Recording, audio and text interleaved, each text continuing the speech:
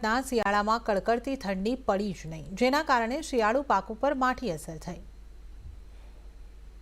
ચાલુ સિઝનના શિયાળા દરમિયાન ઠંડીનું પ્રમાણ ઓછું રહ્યું, જેના કારણે સૌરાષ્ટ્ર સહિત રાજ્યના મોટાભાગના વિસ્તારોમાં શિયાળુ પાકના ઉત્પાદનને અસર થઈ। અમરેલી જિલ્લામાં ઘઉં, ચણા, જીરું અને ધાણા જેવા રવિ પાકનું વાવેતર મોટા પ્રમાણમાં થયું છે, પરંતુ પ્રતિકૂળ હવામાનને કારણે ઘઉં અને ચણાના પાકમાં રોગ લાગતા ખેડૂતોની મહેનત અને અન્ય અપેક્ષાઓ પર પાણી ફરી વળ્યું છે। રવિ પાક માટે અત્યંત જરૂરી હોય છે કડકડતી ઠંડી, પરંતુ આ વર્ષે શિયાળામાં જોઈએ તેવી ઠંડીનો ચમકારો જોવા નથી મળ્યો। પરિણામે ઠંડીની સાથે સાથે ખેડૂતોના ચહેરાની રોનક પણ ગાયબ થઈ ગઈ। પ્રતિકૂળ હવામાનની સૌથી વધુ અસર ચણાના પાકને થઈ છે। ચણાના પાકમાં હાલ સુકારા નામનો રોગ આવ્યો છે। ખેતરમાં લહેરાતો ચણાનો લીલોછમ પાક ખેડૂતની નજર સામે જ સુકાઈને પીળા પડી ગયા। ખેડૂતના મતે આ વર્ષે ચણાના પાકમાં 50%થી પણ ઓછું ઉત્પાદન થાય તેવી સંભાવના છે, જેના કારણે ખેડૂતો મુશ્કેલીમાં મુકાયા છે। ચણામાં સુકારો આવ્યો છે તો ઘઉંના પાકની ઈયળોએ બાનમાં લીધું છે। ઘઉંના પાકમાં આવેલી ઈયળોને કારણે ઘઉંના ઉત્પાદનમાં પણ બહુ મોટું નુકસાન જવાની સંભાવના છે।